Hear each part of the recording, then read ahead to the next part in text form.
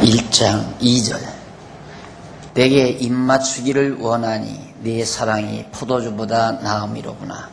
네 기름이 향기로와 아름답고 네 이름이 쏟은 향기름 같으므로 처녀들이 너를 사랑하는구나. 왕이 나를 침봉으로 이끌어 들이시니 너는 나를 인도하라. 우리가 너를 따라 달려가리라. 우리가 너를 인하여 기뻐하며 즐거워하니 네 사랑이 포도주에서 진함이라. 처녀들이 너를 사랑함이 마땅하니라. 4절까지 봉독했습니다. 지난 시간 제가 아가스가 여호와의 자비성 찬양이라고 해요.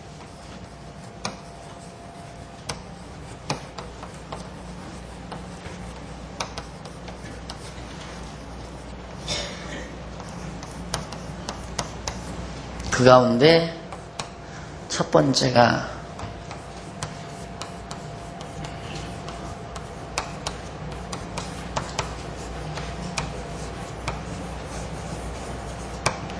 그리고 두 번째가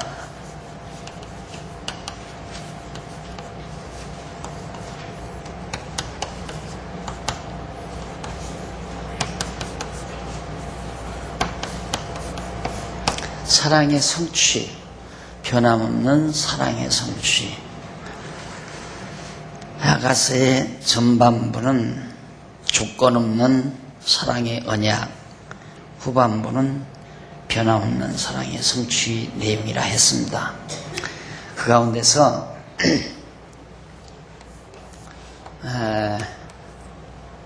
조건 없는 사랑의 언약 가운데 첫 번째가 바로 처음 사랑의 언약.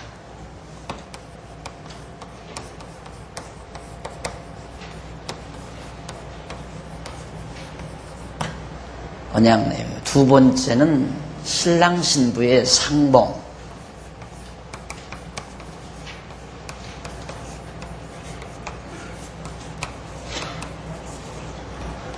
세 번째가 바로 영광의 혼인잔치.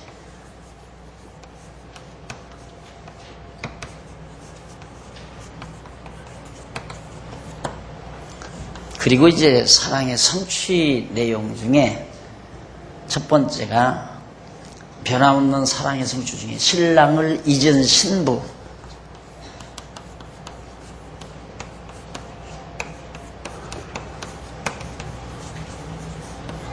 그 다음 두 번째는 신부를 찾는 신랑.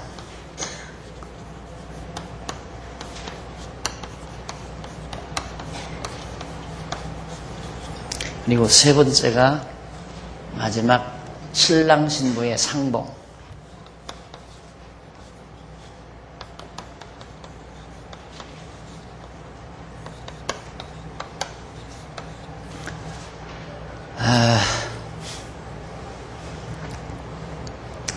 조건 없는 사랑의 언약인데 하나님께 솔로몬이 처음 사랑 언약을 하고 신랑 신부가 서로 상봉해서 영광의 혼인잔치를 했습니다. 그런데 신부가 신랑을 잊어버렸어요. 그러니까 다시 신부를 신랑이 찾아 나섭니다. 그래서 결국은 잊어버린 신랑이 잊어버린 신부를 다시 만나서 찾아서 상봉하는 그런 내용의 흐름으로 이 아가의 노래가, 찬양인 아가의 노래가 그 흐름이 이렇게 흘러갑니다. 이 흐름은 바로 지난 시간 얘기했듯이 이스라엘 민족사와 아주 이스라엘 민족사를 사랑의 노래로 묘사한 거다라고 말씀을 드렸습니다. 그러니까 술람미라는 여인이, 술람미에 사는 여인이 실물이든 실물이 아니든 상관이 없습니다. 실물이다, 실물이 아니다, 이걸로 서로 논쟁을 하지만은 실물이면 어떻고 실물이 아니면 어떻습니까? 어차피 술람미에 살고 있는 그 여인이 핵심이 아니라 따지고 보면 이스라엘 민족이 바로 그 의중의 핵심이기 때문에 그것이 역사적인 실제 인물이냐 실제 인물이 아니냐. 원래 시라고 하는 것은 가상인물을 설정해 놓고 읊을 수도 있잖아요. 그 가상인물은 실제 어떤 사건에 대한 어떤 대상에 대한 하나의 상징성으로 이렇게 내세울 수가 있는 거죠. 그러니까 시적 표현에 있어서 그런 걸로 왈가왈부 다툴 필요는 없다고 그렇게 생각을 해요. 그래서 우리가 지금 하나님께서 처음 이스라엘 민족 아브라함과 언약을 맺죠.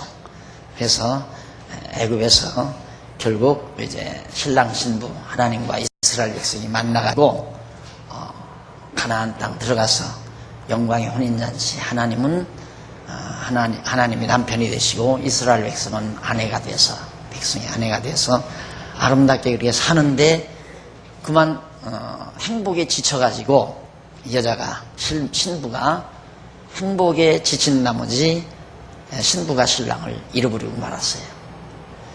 참 고약스럽죠. 행복하면 행복할수록 신랑을 잊어버리지 말아야 하는데 행복에 넘치니까 결국 신랑을 잊어버리고 배신하고 다른 이제 행동을 하게 된단 말입니다. 그러자 이제 결국 신랑 대신 여호와 하나님께서 다시 이스라엘 백성을 찾아 나서죠. 그것이 바로 바벨론 포로로 잡혀가서 이방 민족의 노예가 돼가지고 살아가다가 결국 하나님이 다시 그들을 포로에서 돌이키게 해서 예루살렘에도 다시 신랑 신부가 만나 예루살렘 성전을 다시 회복하는 그런 역사적인 배경을 이 아가 노래에 담고 있다. 그럼 이 내용은 거의 다 여러분들이 이제 짐작을 하셨으라 생각합니다. 그러니까 어떤 분들은 그래요. 어떻게 거룩한 성스러운 하나님의 말씀 속에 이렇게 낯뜨거운 말들이 막 서슴없이 나오느냐 이러고 얘기하지만 우리들의 관습, 우리들의 문화, 우리들의 사고방식으로 봐서는 낯뜨거운 얘기지만은 가장 아름다움을 묘사하는 데는 정말 손색이 없는 그런 노래라고 그렇게 생각을 합니다. 우리는 너무 이 유교적인 문화적 풍토에서 살아왔기 때문에 입 맞춘다 이 말만 해도 얼굴이 화끈하잖아요. 입 맞춘다 이 말만 해도 얼굴이 화끈해요. 요즘 세대들은 조금 달라지지만 우리 기존 세대들은 입 맞춘다는 말만 아이고 성경에 이런 상스러운 말에 그게 왜 상스러운 거예요?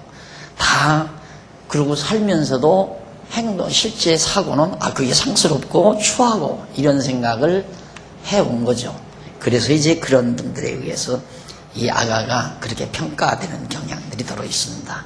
그러나 전혀 하자없는 가장 아름다움을 노래하고 깊은 사랑을 노래하는 사랑의 찬가, 아름다운 찬가로 우리들이 그렇게 받아들일 수 있습니다. 그럼 2절로 4절까지 이제 읽었는데요. 2절로 4절에서는 솔로몬이 신부와 궁녀들의 신랑에 대한 사랑 아가를 노래를 해요. 그러니까 솔로몬이 자기가 사실은 신랑이죠.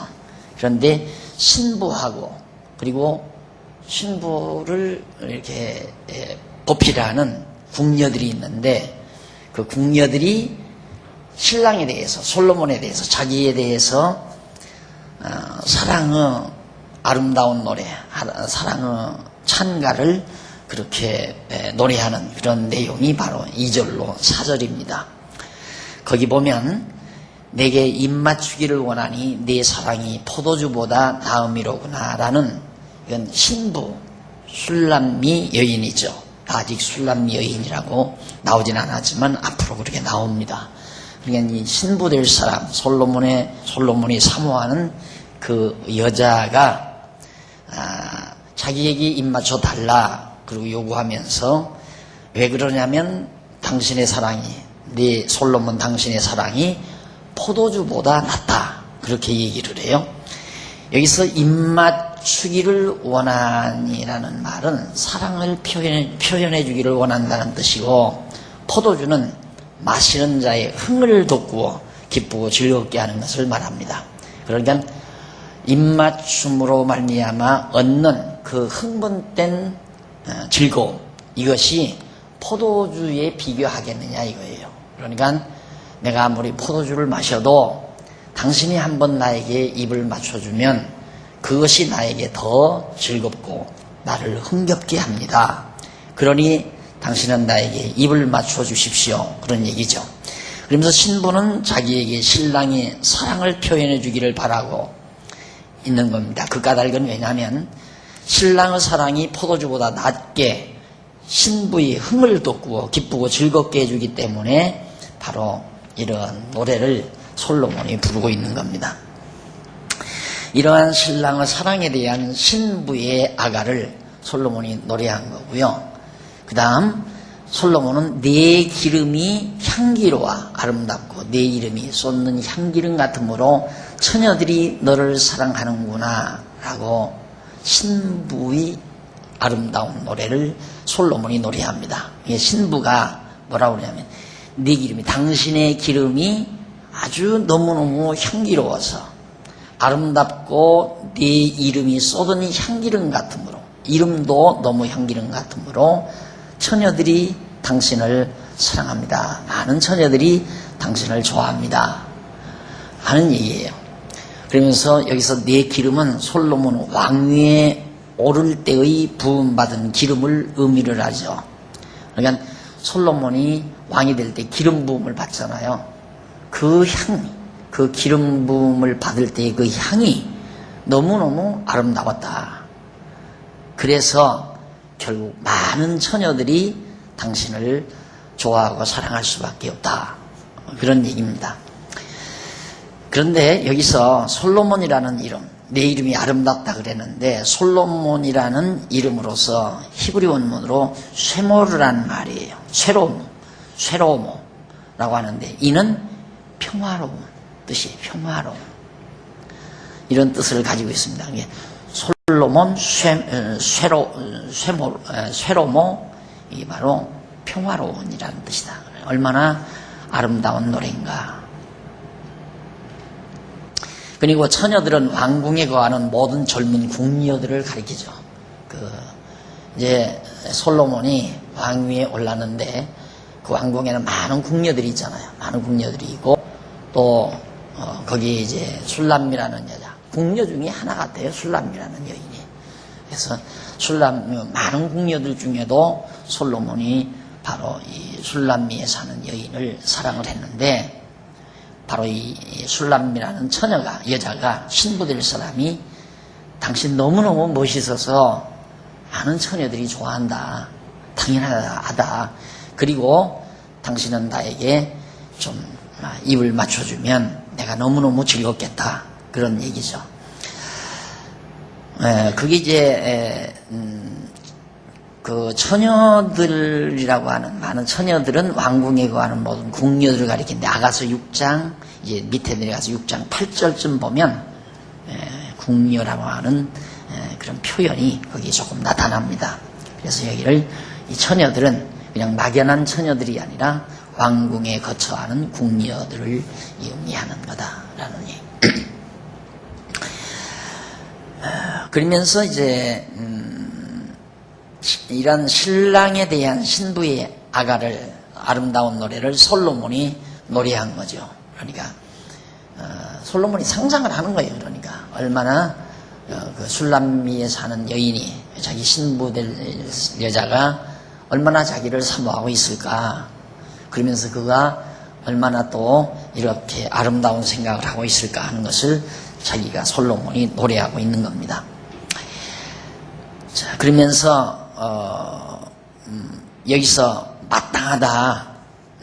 처녀들이 당신을 사랑함이 너무너무 마땅하다 라고 했는데 이 마땅하니라는 말은 바로 메시아렘이라고 하는데 이는 정직함, 공정함, 공평하게 등의 뜻입니다. 따라서 보면은 너는 나를 이끌어라. 너는 나를 이끌어라. 우리도 너를 따라가리라. 왕이 나를 침궁에 거하게 했느니라. 거기 아까 너는 나를, 거기 4절에 보면 왕이 나를 침공으로 이끌어 들이시니 너는 나를 인도하라. 우리가 너를 따라 달려가리라. 우리가 너를 인하여 기뻐하며 즐거워하리니 네 사랑이 포도주의 진함이라. 처녀들이 너를 사랑함이 마땅하니라 했을 때 거기 마땅하니라는 말, 이게 이제 정직하다, 공정하다, 공평하다라는 말인데 그 말을 이렇게 이해하시면 됩니다. 왕이 나를 52페이지 4552페이지 밑에서 12째 줄, 12번째 줄이죠. 12번째 줄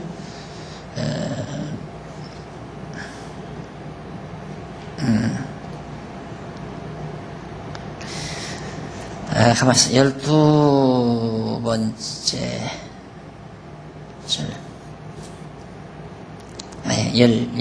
13번째 줄 따라서 본문은 너는 나를 이끌어라.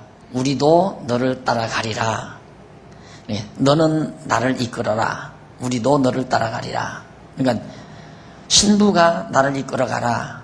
그러면 나만 가는 게 아니라 우리도 너를, 그러니까 많은 처녀들과 함께, 궁녀들과 함께 너를 따라가겠다. 그러니까 왕의 신부 될 사람이니까 궁녀들이 보필하면서 따라갈 거 아닙니까? 이게 이제 사실은 어렵죠. 요 아가서가 좀 어렵다고 하는 건 자꾸 단수가 나오다가 복수가 나오다가 이게 솔로몬이 하는 말인지 아니면 신부가 하는 말인지 아니면 궁녀, 처녀들이 하는 말인지 그걸 종잡을 수 없는 그런 경우가 좀 어렵게 느껴지는 경우가 많습니다. 그걸 아주 분명하게 여기서 가름을 타드렸으니까 그것만 정리하시면 아마 이해가 빠르실 겁니다. 그러면서 너는 나를 이끌어라. 우리도 너를 따라가리라. 왕이 나를 침궁에 거하게 했느니라. 그러니까 결국 이제 왕궁 안에 왕후 방이 따로 있잖아요. 왕후가 사용할 수 있는 방으로. 그러니까 솔로몬이 이 여자를, 자기 신부될 여자를 끌어다가 바로 왕후가 거처하는 방으로 이끌어갔다. 그리고 나중에는 침궁에 거하게 했다. 우리는 너를 인하여 기뻐하고, 우리는, 그러니까 나와, 즉 신부와 많은 처녀들은 바로 당신을 인하여, 솔로몬을 인하여 기뻐하고 즐거워할 것이니라. 우리가 포도주보다 나은 네 사랑을 기억하도록 할 것이니라. 이렇게 이해하시면 됩니다. 그러니까 신부를 비롯한 많은 궁녀들이 바로 솔로몬이 신부를 사랑하는 그 사랑을 통하여 모두가 다 기뻐하고 즐거워하겠다. 우리가 포도주보다 나은 네 사랑을 기억하도록 할 것이니라. 그들이 너를 공평하게 사랑했느니라. 그들이 많은 궁녀들이 아주 공평하게 다, 모든 궁녀가 다 공평하게 솔로몬을 다 사랑했다. 그렇게 번역을 하시면은 훨씬 이해가 빠르시리라고 생각합니다. 다시 말하면 신부가 신랑인 왕에게 너는 나를 이끌어라고 말하자 궁녀들이 왕에게 우리도 너를 따라 달려가리라. 신부가 너는 나를 이끌어라, 신랑인 왕에게 그렇게 신부가 말하니까 궁녀들이 바로 뒤따라서 우리도 당신을 따라가겠다 라고 말합니다. 그러자 신부는 왕이 나를 침궁에 거하게 했느니라, 이제 나를 침궁으로 이끌어들였다 라고 자랑을 합니다. 그때 궁녀들이 신부에게 우리는 너를 인해 기뻐하고 즐거워할 것이니라. 너를 인해, 그러니까 당신이 이제 정말 왕과 더불어 그렇게 사랑을 나누는 것을 보고 우리는 함께 기뻐하겠다 하면서 왕에게 우리가 포도주보다 나은 네 사랑을 기억하도록 할 것이니라고 말을 합니다. 그러자 신부는 왕에게 그들이 너를 공평하게 사랑했느니라. 그들이, 많은 궁녀들이 모두가 다 공평하게 당신을 사랑했다. 이런 아가를 솔로몬이 노래한 겁니다. 곧 많은 궁녀들 가운데서 신부가 선택되어 왕의 침궁에 거하게 되자 다른 궁녀들도 신부처럼 선택받을 기대를 가지고 기뻐하며 즐거워하는 거죠. 이때 신부는 궁녀들이 모두 왕을 공평하게 사랑했음을 왕에게 전합니다. 이러한 신부와 궁녀들의 왕에 대한 사랑의 아가를 솔로몬이 노래합니다. 자, 그러면 중요한 것은 53페이지 위에서 두 번째 줄. 이 노래의 역사적 배경을 살펴보면, 이제 4절까지 역사적 배경을 보면 여호와 하나님께서는 일찍이 많은 민족들 가운데, 허다한 민족들 가운데 셈의 후손인 데라의 아들 아브라함을 특별히 선택을 합니다. 그래서 불러서 그의 본토 친척 아비집을 떠나 지시할 땅, 친소죠, 친궁으로 이끌어들였다라고 하는 말은 함께 사랑할 수 있는 처소로 이끌어들였다, 그 얘기인데, 하나님께서 이스라엘 아브라함의 후손을 가나안 땅에서 함께 사랑하며 은총을 베풀 그 땅으로 아브라함을 이끌어들인 거죠. 그 자손에게 복을 주실 것을 처음으로 언약하시고 가나안 땅으로 인도해 주셨습니다. 창세기 12장 1절 5절 나오죠. 이러한 역사적 사실을 바탕으로 솔로몬이 신문학적 방법에 의해 노래한 겁니다. 이렇게 솔로몬은 신부와 궁녀들의 신랑에 대한 사랑의 아가를 노래합니다. 그러니까 처음 사랑의 언약, 아브라함 만나서,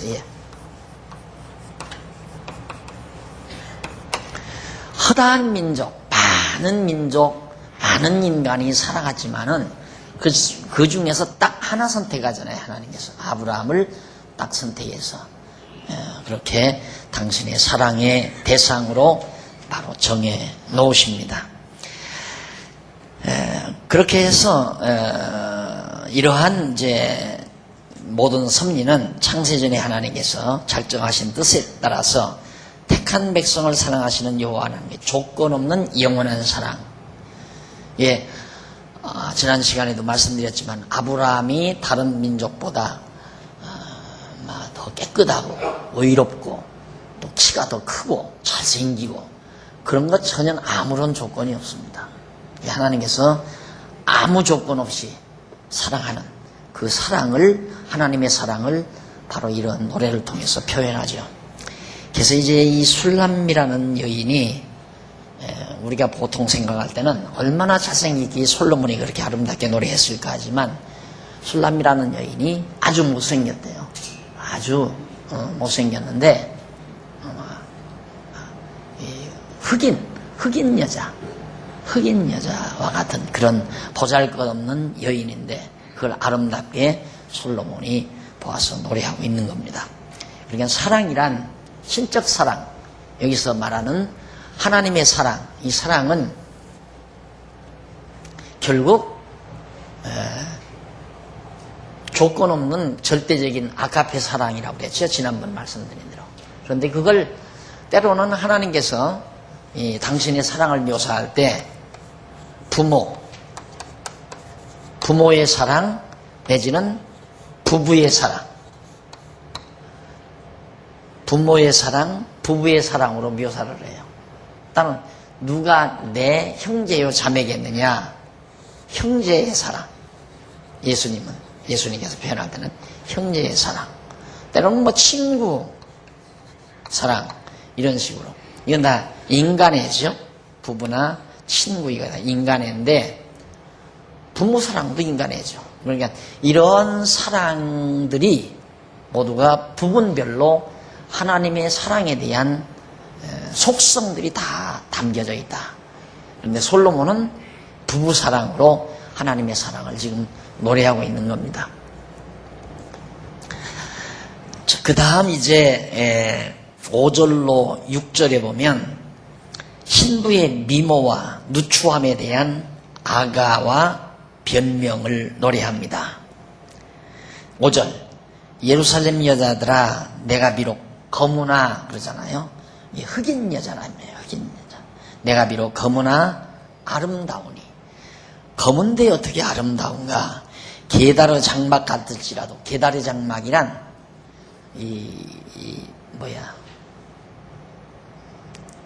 이스라엘 백성 그 광야에서 사는 사람들 왜 운막 치잖아요. 가죽 같은 걸로, 짐승 가죽 같은 걸로 운막을 쳐서 이렇게 막 묶어가지고 둥그렇게 해서 그렇게 살죠.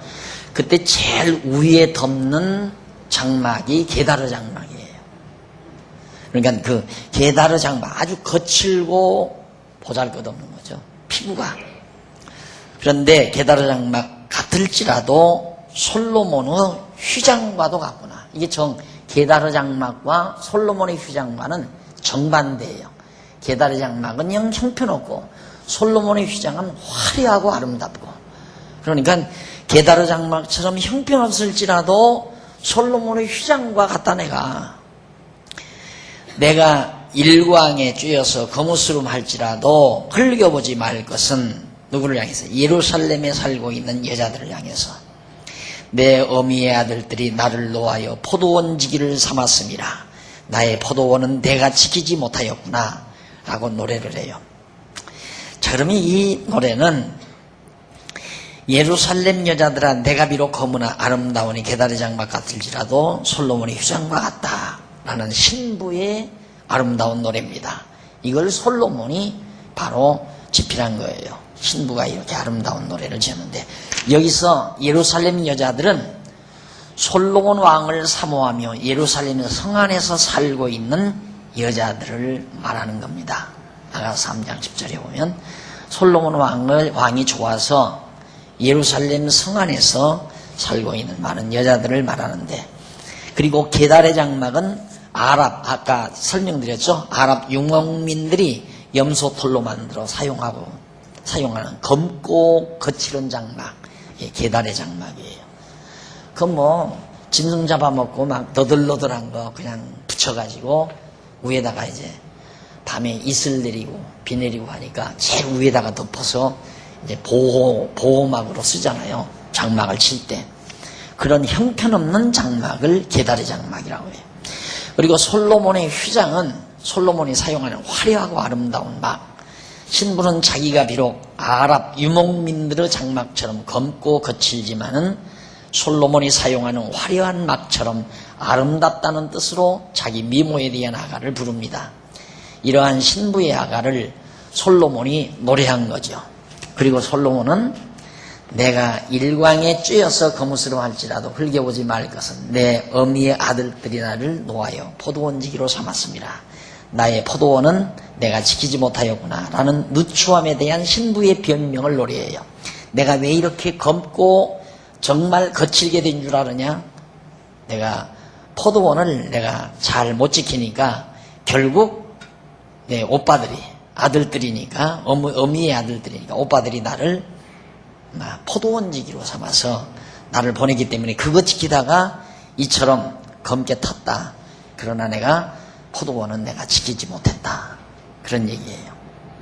그러면서 자기 피부가 햇빛에 거슬려 검게 된 까닭을 이제 변명한 건데, 그 까닭은 자기 포도원을 지키지 못할 정도로 신부를 그 오빠들이 자기들의 포도원 지기로 삼았기 때문이라며 노려보지 말라는 뜻으로 변명을 합니다. 그러니까 자기 포도원을 자기가 지켜야 되는데 오빠들이 강제적으로 자기를 갖다가 데려다가 오빠들 자기네들의 포도원 지기를 시키라고 해가지고, 그래서 내가 이렇게 다 몹쓰게 됐다. 그런 얘기예요. 자, 이러한 역사, 바로 이 역사의 배경은 뭔가 줄바꾼데 나오죠? 54페이지. 여호와 하나님께 선택하여 부르신 아브라함은 우상을 숭배하는 데라의 아들이라고 그랬어요. 그러므로 아브라함은 그가 의롭다거나 깨끗함으로 여호와 하나님의 선택을 받은 것이 아니라 아무런 조건 없이 여호와 하나님의 크신 사랑에 의해서 선택되어 부름을 받은 거죠. 이러한 역사적 사실을 바탕으로 솔로몬이 신문학적 방법에 의해서 노래를 한 겁니다. 그러니까 아브라함이 하나님의 처음 사랑의 언약을 받았지만은 술람미에 사는 여인처럼 정말 형편없이 보잘것없었다. 근데 우리가 이제 장차 이런 모든 노래들을 감안해 볼 때 하나님의 사랑은 무조건적이다. 그래서 조건 없는 사랑이다. 그런데 우리는 자꾸 하나님 앞에 조건을 만들려고 그래요. 이렇게 하면 하나님이 날 사랑하겠지. 저렇게 하면 하나님이 나를 사랑하겠지. 이렇게 조건을 만들려고 하는 것이 이제 그게 문제예요. 그런데 이 술람미 여인이, 술람미에 사는 여인이 자기의 아름다움을 노래한 이유는 결국 솔로몬이 자기를 사랑할 때에 자기는 한없이 자기가 아름답다고 생각하는 거죠. 그래서 이제 이 얘기를 하는 건데, 문제는 솔로몬의 사랑이 술람미를 아름답게 만드는 거예요. 그러니까 그 아름답다라고 스스로 노래할 수 있을 정도의 자신감, 당당함, 이런 것들은 솔로몬이 술람미 여인을 사랑하는 그 사랑의 힘이 그렇게 만들어 주었다. 그래서 이제 자기가 사랑하는 술람미 여인은 자기를 굉장히 아름답게 노래할 거다라는 걸 상상을 하면서 솔로몬이 지금 이렇게 이게 이제 신부가 직접 한 게 아니에요. 한 게 아니고 전부가 다 솔로몬이 지금 하고 있는 건데, 솔로몬이 노래를 짓는 건데, 자기가 1인칭 주어도 됐다가 2인칭 주어도 됐다가 3인칭 주어도 됐다가 그러면서 이제 이 시를 대화격으로, 때로는 소설체로 그렇게 시를 지금 만들어가고 있는 겁니다. 자, 그러면 우리가 여기서 다시 한번 명심하고 그러면 조건 없다. 하나님이 날 사랑하는 건 무조건이다. 아무런 조건 없다. 도리어 조건이라면 못나고 추한 것이 조건이었다라고 볼 수 있죠. 아무런 조건 없는 우리를 하나님이 선택했다. 그러니까 사실 우리는 선택이라는, 무조건 선택. 우리가 신입교인 교육받아보면 5대결이 나오죠. 장로교 5대결이, 칼빈주의 5대결이 나올 때 제일 첫째가 무조건 선택. 그런데 알미니안주의자들은, 그러니까 누구요? 감리교나 성결교에서는 무조건 선택이 아니라 조건 선택. 하나님이 조건을 보고 우리를 선택했다. 그렇게 가르치는 거죠. 그러니까 전혀 달라요. 감리교와 장로교는, 또 성결교와 장로교는 출발부터가 사고의 생각의 출발부터가 잘못되어 있어요. 다르다 이 말입니다. 그런데 뭐 다 하나님 똑같지. 물론 하나님이라는 건 똑같아요. 그런데 그 하나님이 어떤 하나님이냐라고 생각하는 건 달라요. 같은 하나님을 놓고 예를 들어서 형제들이 많아요. 형제들이 많은데 그 형제들에게, 자녀들에게 너희 아버지가 어떤 분이냐 그러니까 우리 아버지 무서운 하나님이에요. 무서운 아버지예요. 둘째는 뭐 그러면 제일 큰 형님은 참 인자하시죠. 그렇고 뭐 묘사한다 이 말이다.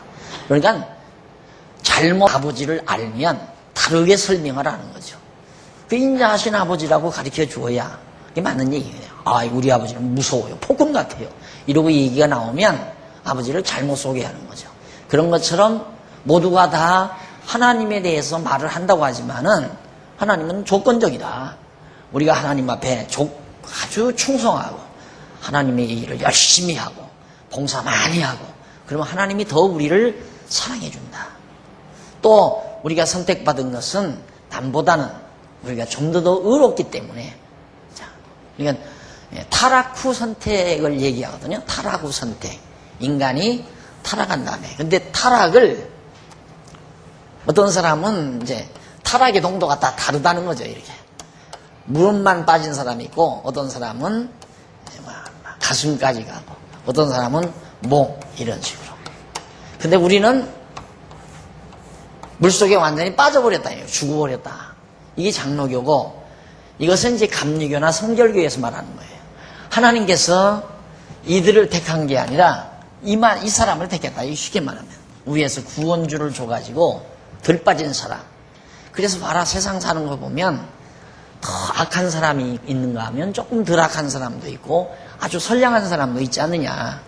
맨날 살아가면서 전과 10범, 15범 항상 형무소에서만 살다가 죽어가는 사람도 있고, 형무소는 안 가지만 늘 노름이나 하고 도둑질이나 하고 사기나 치고 사는 사람이 있고, 그런 것이 그렇지 않으면 남을 도와주고 선한 일하며 사는 사람이 있지 않느냐. 하나님은 이런 사람들을 조건적으로 선택해서 구원해 준다.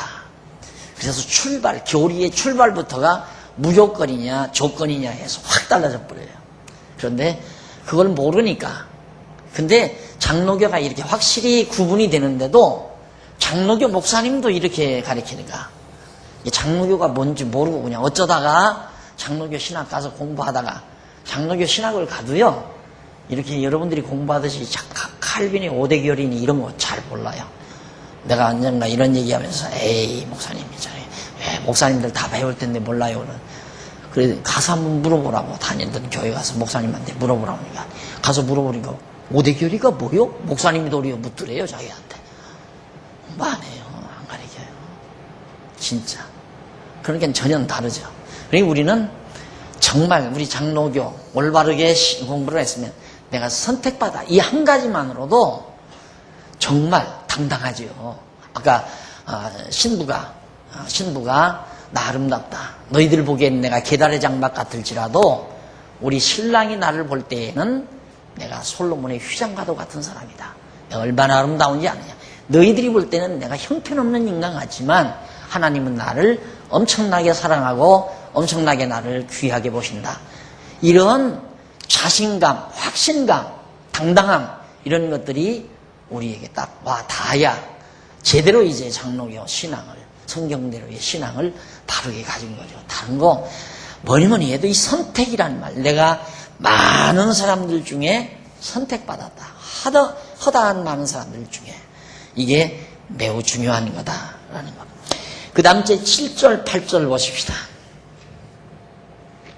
7절로 8절에 보면 내 마음에 사랑하는 자야 너의 양떼 먹이는 것과 오정에 쉬게 하는 것을 내게 고하라. 내가 네 동무 양떼 곁에서 어찌 얼굴을 가리운 자같이 되랴. 여인 중에 어여쁜 자야 네가 알지 못하겠거든. 양떼의 발자취를 따라 목자들의 장막 곁에서 너희 염소 새끼를 먹일지니라 라고 노래를 합니다. 자, 이는 이제 신부와 신랑이 서로 만날 방법에 대한 약속. 우리가 어떻게 만나자. 그리고 서로 암호를 준다. 어느 장소를 정해놓고 어디에서 어떻게 만나. 데이트 약속을 하는 것과 같은 거죠. 솔로몬은 내 마음에 사랑하는 자야 너의 양떼 먹이는 것과 오정에 쉬게 하는 곳을 양떼들을 한낮이면 풀밭에 그늘 밑에 쉬게 하잖아요. 쉬게 하는 곳을 내게 구하라. 어디서 쉬게 할 건지. 내가 네 동무 양떼 곁에서 어찌 얼굴을 가리운 자같이 되랴. 얼굴 가리우지 않고 만나겠다.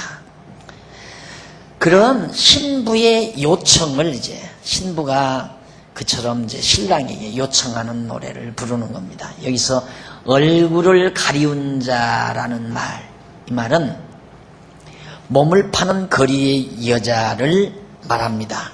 몸을 파는 거리의 여자들, 이런 여자들을 얼굴을 가리운 자다 이렇게 표현을 해요. 신부는 자기가 양떼를 먹이는 신랑 친구에게, 신부가 자기가 양떼 먹이는 신랑의 친구가 있는데 친구에게 몸을 파는 거리의 여자같이 보여질까 염려하면서 신랑을 정확히 만날 수 있는 장소를 알려달라고 요청하는 그런 솔로몬의 노래예요. 내가 자칫 잘못하면 양떼 먹이는 당신 만나러 가다가 양떼 먹이는 당신 친구들에게 거리 여자처럼 보이면 어떻게 하겠소? 그러니 당신을 만날 수 있는 처소를 정확하게 나에게 좀 말을 해주시오. 이 말을 지금 표현합니다. 이게 뭐 이미 노래를 불러보면 이 시를 보면 이제 다 아시겠죠. 아브라함이 사실 가나안 땅으로 내가 지시할 땅으로 가라. 하나님께서 아브라함들을 지시할 땅으로 가라고 하잖아요. 근데 지시할 땅으로 안 가고 만약에 아브라함이 뭐 저쪽 인도 쪽으로 갔다든가 아라비아 쪽으로 갔다든가 안 그러면 저쪽 터키 쪽으로 갔다든가 우루과이 쪽으로 갔다든가 북쪽으로도 그렇게 가버렸다면 못 만나죠. 결국 그쪽으로 갔다면 맞아 죽어요. 객인데 이 아브라함은 지금 자기 종족이 아니고 타 종족들이 살고 있는, 그것도 가나안 땅 같은 데도 마찬가지지만 하나님이 지시할 땅으로 가야 하나님이 보호해 주지, 자기 멋대로 갔다면은 너희는 어디서 왔어 하고 결국 맞아 죽을 수밖에 없고, 그때는 그냥 어디서 이상한 인간 나타나면 잡아 죽이고 때려 죽이고 하는 그런 시대니까, 그래서 정확하게 좀 당신 만날 수 있는 처소를 알려달라 그걸 요청하는 그런 신부의 노래를 지금 솔로몬이 부르고 있는 겁니다. 그러면서 솔로몬은 어떤 것이 쾌락인지 알고 싶어. 그 다음 노래가 나오죠. 시대 여인 중에 어여쁜 자야 네가 알지 못하겠거든. 양떼의 발자취들아 목자들의 장막 곁에서 너희 염소 새끼를 먹일지니라 라고 말해요. 근데 솔로몬은 어떤 것이 쾌락인지를 알고 싶어서 소와 양떼의 소유를 많게 했었던 일이 있습니다. 우리가 이미 전도서 2장 우리가 공부했지만 솔로몬은 엄청 부자니까 자기를 즐겁게 하기 위해서 쾌락이 무언가를 알게 해서 알려고 목장, 짐승을 막 엄청 많이 길러봤어요. 부자가 되려고. 그래도 모두가 다 헛되고 나중에 노래를 하죠. 그러니까 그 양떼들을 먹이는, 그러니까 솔로몬이 얼마나 많은 친구들, 그 종들 때로는 그런 사람들을 시켜서 일을 시켰겠습니까? 그러니까 어디에 당신이 있는지 모르고 함부로 내가 그 목장 곁으로 갔다가는 나를 거리 여자 취급받을까 두려우니까 정확하게 당신 있는 처소를 알려달라, 그 얘기예요. 그러자 신랑 솔로몬은 뭐라고 하느냐면 여인 중에 어여쁜 자기 신부에게 만날 장소를 알지 못하겠거든. 어디서 만날까 그 장소를 모르겠거든. 양떼들의 발자취를 따라서 양떼를 먹이는 목자들의 장막 곁에서 너의 염소 새끼를 먹이라고 노래합니다. 여기서 너의 염소 새끼라는 말은 신랑 솔로몬의 신부에게 선물한 염소 새끼를 말하는 것으로 생각이 됩니다. 갑자기 내 염소 새끼를 먹이라. 근데 솔로몬이 신부에게 염소를 선물을 했는데 그 염소를 데리고 풀을 뜯고 있으면 내가 당신을 만나겠다, 그 얘기예요. 그러면서 이제 만날 수 있는 방법을 다 말을 해줍니다. 왜냐하면 전에 유다가 다말에게 과거 그 창세기 38장 17절에 보면 유다가 이제 그 다말에게 사랑을 요구할 때 자기 며느리죠. 자식들이 다 죽어가니까 이제 어린 자식만 남아있으니까 가서 친정에 가 있으라고 그랬어요. 다말이 며느리가 이제 가서 있는데 자식이 컸는데도 오라고도 안 하니까 이 다말이라는 며느리가 유다를 유혹하죠. 거리 여자처럼 있다가 유다가 이제 양떼 곁으로 젖을 짜러 털 깎으러 가는다는 소문을 듣고 거리에서 거리 여자처럼 있으니까 유다가 건드렸어요. 그때 선물로 염소를 달라고 그래요. 염소. 그러니까 그 당시에 남자가 여자에게 청혼을 할 때에는 선물로 염소를 주는 그런 풍습이 있었던 걸 우리가 전제해 볼 때 바로 여기 지금 술람미에 사는 여자에게 염소를 먹이라는 말은 내가 네게 줄 선물로 줄 그 염소 새끼를 거기서 데리고서 풀을 뜯기고 있으면 내가 너를 알아보고 너를 만나주겠다, 그런 얘기거든요. 다시 말하면 솔로몬은 신부에게 자기를 만날 장소를 모르겠거든. 이리저리 헤매지 말고 왔다 갔다 하다가 다른 남자들에게 봉변당하지 말고 자기 양떼의 발자취, 솔로몬의 양떼가 어디로 갔는가 그 발자취를 따라서 목자들이 머무는 장막에 딱 도착을 하면 자기가 선물로 준 염소 새끼를 먹이고 있으라는 그런 뜻으로 노래를 한 겁니다. 이 노래의 역사적 배경 밑에서 네 번째 줄 나오죠. 이스라엘의 조상 아브라함은 가나안 땅으로 들어가 처음으로 여호와를 위하여 세겜 땅에서 단을 쌓고 다시 베델과 아이 사이로 옮겨 단을 쌓고 점점 남방으로 옮겨갑니다. 그 후에 애굽으로 갔다가 돌아와서 헤브론에 있는 만물의 상수리 나무에 이르러 거기서 여호와 하나님을 만날 수 있는 단을 쌓았다고 창세기 12장 10절 13장 18절까지 해서 말해줍니다. 아브라함이 갈대아우를 떠나서 하나님이 지시할 땅 가나안 땅에 와서 하나님을 만날 수 있는 곳에서 단을 쌓고 하나님 앞에 제사하는 그런 내용을 역사를 배경으로 담고 노래를 합니다. 그런데 그곳에 솔로몬이 여호와를 만날 수 있는 성전을 건축을 했잖아요. 바로 짐승 잡아서 단을 쌓았던 그곳이 모리아산. 자, 이러한 역사적 사실을 바탕으로 솔로몬이 바로 시문학적 방법으로 그렇게 노래를 부른 것이다 라는 얘기입니다. 자, 조건 없는 영원한 하나님의 사랑, 정말 조건 없는 하나님의 영원한 사랑을 계속해서, 그래서 바로 여호와의 자비성 찬양이다. 여호와의 자비성 찬양.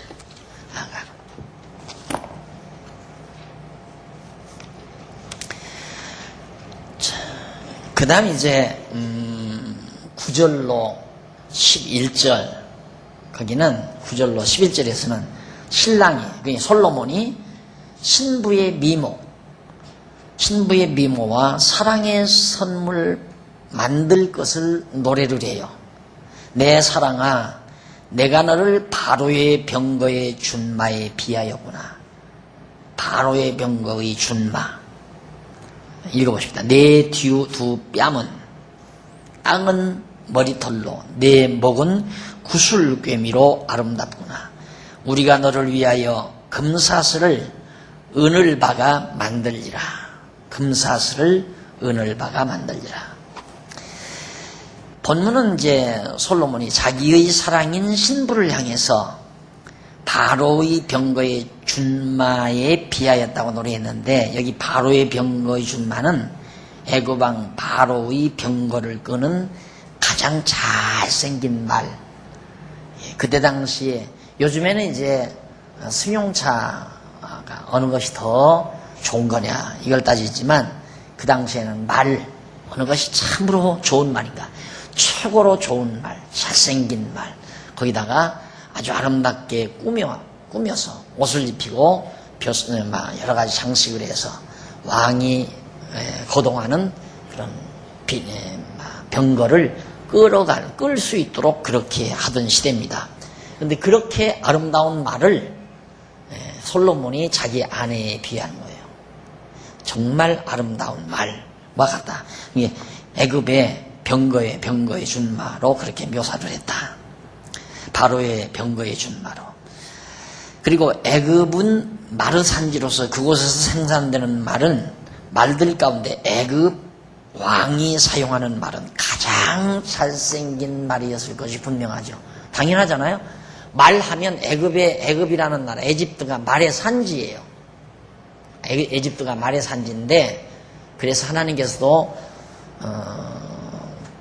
이스라엘 왕에게, 솔로몬에게도 그랬지만 애굽에서 말을 들여오지 말라고 그랬잖아요. 애굽에서 말을 데려다가 군대를 양성하고 나라를 지킬 수 있는, 전쟁할 수 있는 그런 싸움하는 말들을 예비하지 말아라. 네가 말을 의지하거나 애굽을 의지하면 망한다 이거예요. 여호와 하나님만 의지해라, 그 말이거든요. 그래서 이제 말을 들여오지 말라고 할 때 애굽에 가서 말을 들여오지 말라, 그런 걸 보면 애굽은 유일한 정말 가장 좋은 말들이 생산되는 그런 지역인데, 그 애굽의 왕이 타는 준말을 끄는, 병거를 끄는 말이라면 그 나라에서 최고로 잘생긴 말일 거라 이 말이에요. 그러니까 솔로몬은 술람미에 사는 자기 신부될 여자가 이 세상에서는 다시 없는 최고의 아름다운 여자로 그렇게 보였던 거고, 그렇다고 노래하고 있는 겁니다. 자, 그 다음 이제 그렇게 잘생긴 말처럼 자기 신부가 위풍이고 아름답다는 뜻으로 노래했는데, 신부의 두 뺨은 따은 머리털로, 신부의 목은 구슬꿰미로 아름답다고 노래합니다. 곧 신랑을 맞이하기 위해 머리털로 볼을 단장하고 목에는 구슬꿰미로 구슬꿰미 목걸이로 단장하는 것이 아름답다는 뜻으로 노래한 거죠. 그리고 솔로몬은 우리가 너를 위하여 금사슬을 은을 박아 만들리라고 노래했는데, 여기서 우리라는 말, 갑자기 솔로몬이 자기 1인칭인데 우리라는 말이 나오잖아요. 솔로몬과 궁녀들을 가리키는 대명사입니다. 그래서 솔로몬이 자기가 그걸 구슬꿰미를 은사슬을 박아 자기가 만들겠어요. 그러니까 자기가 궁녀들을 시켜서 네가 목에 걸 수 있는 금사슬을 내가 만들어 주겠다. 선물로 주겠다. 그런 얘기죠. 그래서 곧 신랑 솔로몬이 궁녀들의 손을 빌려 신부에게 선물로 줄 금으로 만든 그런 사슬에 은을 박아서 만들겠다는 그런 뜻으로 노래합니다. 결국 솔로몬은 자기를 만나려고 아름답게 단장을 하고 찾아온 신부의 아름다움을 칭찬하면서 자기와 궁녀들이 신부에게 사랑의 증표로 선물을 마련하겠다는 뜻으로 노래합니다. 어디서 만날까요? 만날 수 있는 처소를 알려주세요. 그래서 그 처소를 만들어주고 알려주고 그리고 참으로 내 사랑아 너는 너무너무 아름답다. 애굽의 병거 바로의 병거의 준마에 비하는구나. 너 너무 아름답게 만든 아름답게 꾸민 너에게 내가 정말 아름다운 선물을 마련해서 만들어서 증표로 사랑의 증표로 너에게 주겠다. 그런 뜻이에요. 이 노래의 역사적 배경이 중요하죠. 이제 57페이지 위에서 8째 줄 바꾼 데 보면 이 노래의 역사적 배경을 살펴보면 여호와 하나님께서는 일찍이 이스라엘의 조상 아브라함을 사랑하셔서 그에게 3대 언약을 세우시고 그 언약을 자손에게 반드시 이루어 주신다는 것에 대한 증표로 아브라함이 드린 제물에 불을 내려 응답해 주십니다. 12장에서 22장까지 창세기 이러한 역사적 사실을 바탕으로 솔로몬의 신학적 방법에서 노래를 하죠. 이제 처음 사랑의 언약 하잖아요. 이제 예물 다 주고 이제 만나기로 다 약속 다 하고 이 언약 다 하고 이런 것들이 하나님께서 아브라함을 불러내가지고 네 자손이 생육하고 번성하고 또 이 땅 네가 정복해서 네 자손이 정복해서 큰 민족을 이루어 다스리게 해주겠다 라고 선물을 베풀어 주시는 복을 베풀어 주시는 하나님의 은총을 솔로몬이 지금 사랑의 노래로 이렇게 비유 삼아서 노래하고 있는 겁니다. 자, 이렇게 노래를 마친 다음 12절로 14절에서 사랑하는 신랑에 대한 신부의 사랑의 아가를 노래합니다. 그러니까 이렇게 자기를 사랑하는 신랑에게 신부가 사랑의 노래를 해요. 뭐라고 노래하냐면 12절 왕이 상에 앉았을 때 나의 나도기름이 향기를 토하였구나. 나의 사랑하는 자는 내 품 가운데 모략 향랑이요 나의 사랑하는 자는 내게 엔겐디 포도원의 고베로와 속이노구나 라고 노래를 합니다. 여기서 왕이 상에 앉았을 때 나의 나도기름이 향기를 토했다 라는 신랑에 대한 신부의 아가를 노래했는데 왕이 상에 앉았을 때라는 말은 뭔 뜻이냐면 왕이 베푼 잔치상이죠. 거기에 둘러앉았을 때라는 뜻이고 나도기름이 뭐냐면 히말리아 산이 원산지인 히말리아산 높은 히말리아산이 원산지인 방향성 향기를 말하는 방향성 식물의 기름을 말합니다. 그래서 요즘 고도의 향품을 많이 사용하지만 실제로 하나님께서 나게 하신 아름다운 식물에서 직접 채취한 것 이상 더 좋은 것이 없죠. 화학성 향료는 인간의 코를 자극은 하지만은 해롭습니다. 화학성은.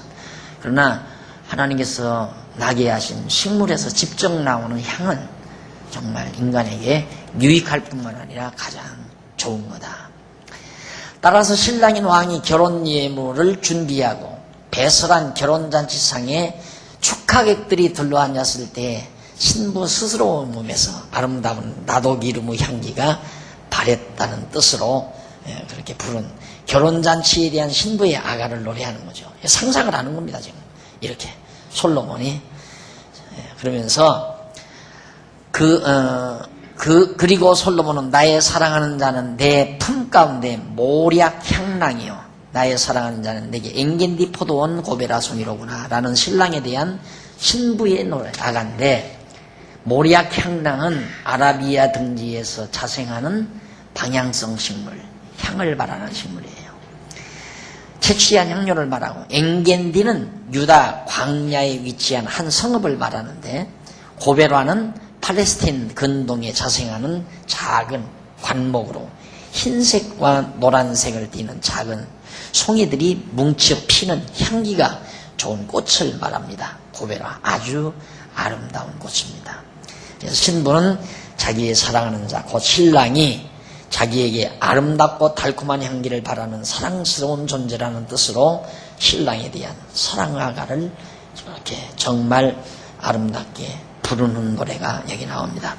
여기 보면 신랑은 신부를 칭찬하고 신부를 노래하고 신부는 신랑을 노래하고 이러면서 노래가 주고받는 이런 노래로 계속됩니다.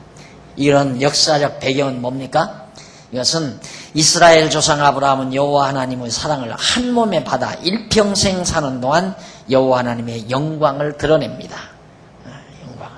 그리고 기근으로 인해서 애굽으로 내려갔다 돌아왔을 때, 조카 롯과 헤어질 때, 연합군과의 전쟁에 승리했을 때, 유업을 계승할 아들 이삭을 주실 것을 언약하실 때, 그날에 거하는 동안 왕의 호우를 받게 되었을 때, 이게 지난날 역사예요. 여호와의 말씀대로 출생한 이삭을 모리아 산에 바치려 할 때 등을 통하여 일생 동안 여호와 하나님의 영광을 드러내는 것이다.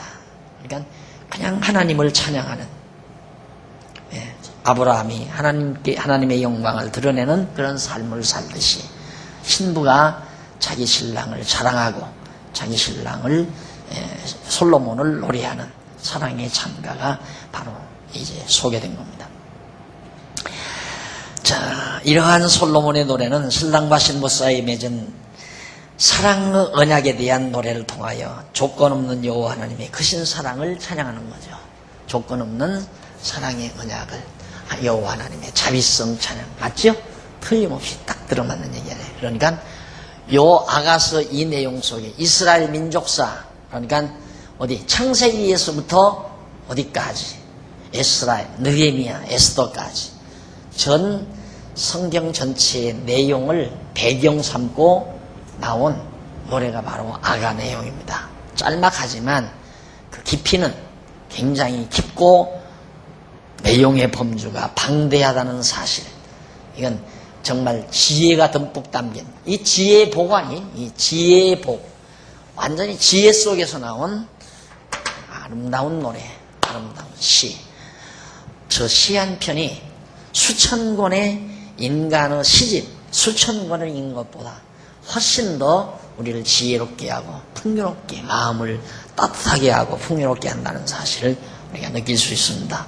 어쨌든 앞으로 계속해서 우리 아가에 대한 시를 함께 감상해 보시면서 우리의 마음속에 아름다운 하나님의 사랑의 꽃이 아름답게 피어나는 귀한 계기가 됐으면 하는 바람입니다. 기도하십시다. 자비로우신 하나님 아버지, 하나님의 사랑을 우리 인간이 어찌다 측량할 수가 있겠사오리까. 그러기에 솔로몬은 그 사랑을 묘사하기 위해서 남편과 아내, 신랑과 신부 사이의 사랑으로 그렇게 묘사를 하며 노래를 불렀습니다. 오늘 우리가 그 아가를 우리가 살펴보면서 감상해 보면서 하나님의 사랑의 그 풍성하심과 사랑의 크심을 다시 한번 감지합니다. 하나님 아버지, 아직도 우리의 가슴이 싸늘할 때가 많습니다.